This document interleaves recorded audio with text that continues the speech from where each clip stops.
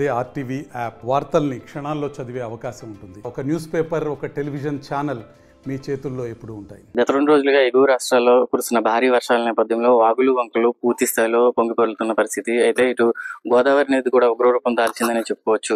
అయితే ముఖ్యంగా ఇటు భద్రాచలం వద్ద కూడా గోదావరి ప్రమాదకర స్థాయిలో ప్రవాహం అయితే కొనసాగుతుంది. ఇప్పటికే అధికారులు మొదటి ప్రమాద హెచ్చరిక జారీ చేశారు.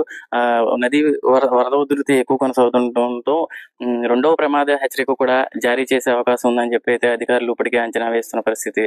అదేవిధంగా ఇటు పోలవరం వద్ద కూడా గోదావరి వరద ఉధృతి అయితే భారీగా కొనసాగుతుంది.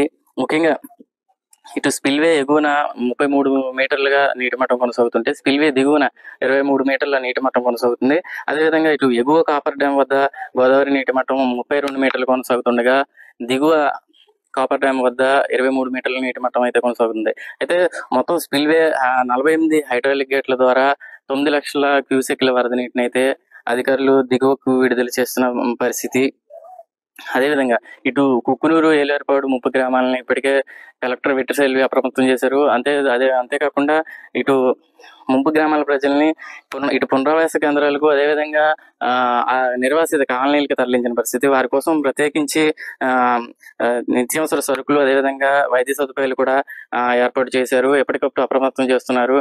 ఇటు ముఖ్యంగా మనం ప్రస్తుతం ఇక్కడ పట్టుసీమ వద్ద చూసినట్టయితే గోదావరి అయితే ఎరుపెక్కి ఉగ్రరూపం దాల్చి ఇటు సముద్రంలో కలుస్తున్న పరిస్థితి మనకు ప్రత్యక్షంగా చూడవచ్చు. ముఖ్యంగా ఇటు మహానందీశ్వర స్వామి ఆలయం పూర్తిగా జల దిగ్బంధంలో చిక్కుంది. అదేవిధంగా పట్టుసీమ వీరేశ్వర స్వామి ఆలయం కూడా పూర్తిగా భక్తులు రాకపోకలు నిలిపేసిన పరిస్థితి. అంతేకాదు కనీసం పూజారులు వెళ్ళి దీపధూప నైవేద్యం చేయడానికి కూడా అవకాశం లేని పరిస్థితి అయితే ఇక్కడ కొనసాగుతుంది.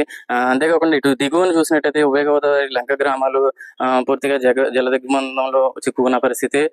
అయితే ఎప్పటికప్పుడు అధికారులను అయితే జిల్లా కలెక్టర్ వెట్రిసెల్వి అప్రమత్తం చేస్తున్నారు. ఎటువంటి అవాంఛనీయ సంఘటనలు జరగకుండా చూస్తున్న పరిస్థితి. అయితే మరీ ముఖ్యంగా ఇటు చూసుకున్నట్టయితే వినాయక చవితి ఉత్సవాల నేపథ్యంలో ఇటు నిమజ్జన కార్యక్రమాలు కూడా దగ్గర పెడుతున్న పరిస్థితుల్లో ఇటు వైపు నది ప్రవాహాలు అయితే ఉగ్రరూపం దాల్చుతున్న నేపథ్యం నిమజ్జన కార్యక్రమాల్లో కూడా ఎటువంటి అవాంఛనీయ సంఘటనలు జరగకుండా ఎప్పటికప్పుడు బందోబస్తు ఏర్పాటు చేసి అధికారులను అప్రమత్తం చేస్తూ క్షేత్రస్థాయిలో కలెక్టర్ వెట్రిసెల్వి అయితే పరిశీలిస్తున్న పరిస్థితి. ఇది తాజా పరిస్థితి. ఆర్టీవీ పోలవరం నుంచి తెలుగులో న్యూస్ కి ఫాస్టెస్ట్ యాప్ ఇప్పుడు టోటల్లీ న్యూ అవతార్లో జస్ట్ 5 సెకండ్స్ లో కంప్లీట్ న్యూస్, సోషల్ మీడియాలో ట్రెండ్స్ కి one stop solution, live TV app voice search option తో ఇప్పుడే డౌన్లోడ్ చేయండి లేదా అప్డేట్ అయిపోండి. యాప్ లింక్ డిస్క్రిప్షన్ లో ఉంది.